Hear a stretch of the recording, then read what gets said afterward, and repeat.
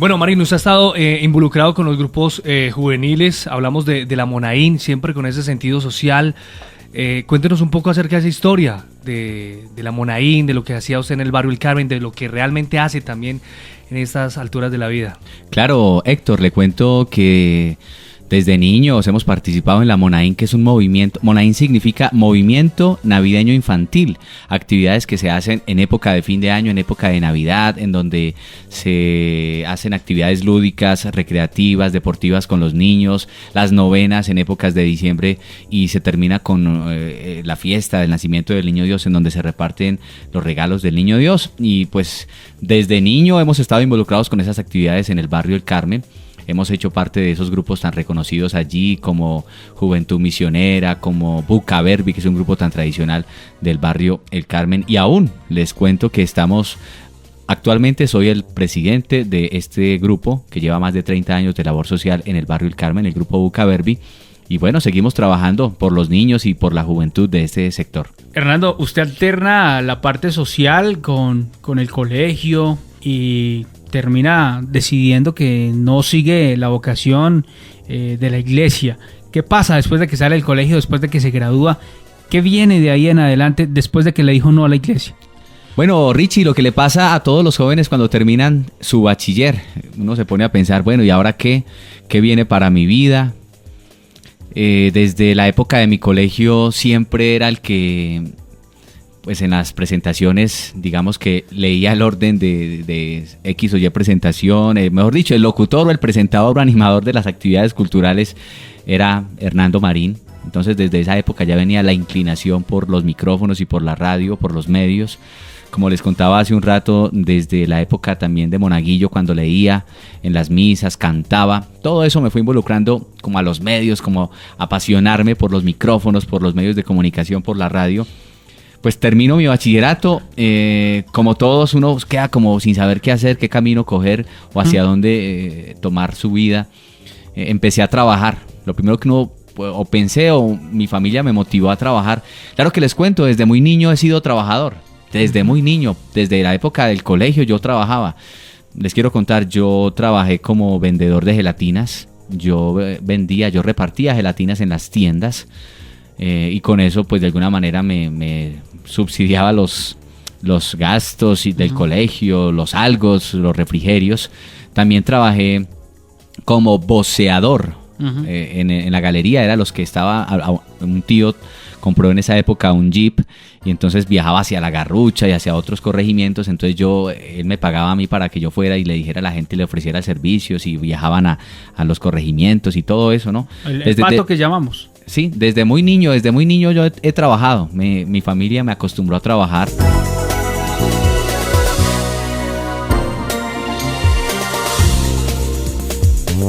Sí, desde muy niño yo he trabajado, mi familia me acostumbró a trabajar, incluso en la época de colegio también a mi papá yo le ayudaba a repartir facturas, él trabajaba con las empresas públicas en ese entonces y él repartía facturas de teléfono, de agua. Yo lo acompañaba cuando estaba en vacaciones, él me pedía que lo acompañara a repartir facturas y pues les cuento como anécdota que él repartía facturas en este sector de Chipre, mi papá. Entonces cuando yo venía a repartir facturas con él, a él le correspondía entregar la factura de teléfono, por ejemplo aquí en RCN, y yo a él le pedía la oportunidad de que me la dejara entregar a mí. Pero ¿saben por qué? Para poder entrar, conocer un estudio, conocer los locutores, quién era el que hablaba. Entonces a mí no me recibían la factura en la puerta de RCN, sino que yo la entraba. Y yo recuerdo que yo iba hasta la básica y me quedaba ahí y yo me hacía como el que no quería entregar la factura, pero para escuchar los locutores de ese entonces, para conocerlos, para mirar cómo era una emisora, para observar cómo se trabajaba en una emisora. Y mi papá incluso siempre me regañaba, me decía, pero usted siempre que va a RCN se queda entregando esa factura. Pero él no entendía que era de pronto como la goma mía o el querer estar ahí conociendo.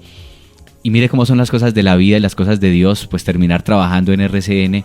A los años, Dios me dio la oportunidad de estar aquí en RCN hace mucho tiempo y ahora de volver lógicamente.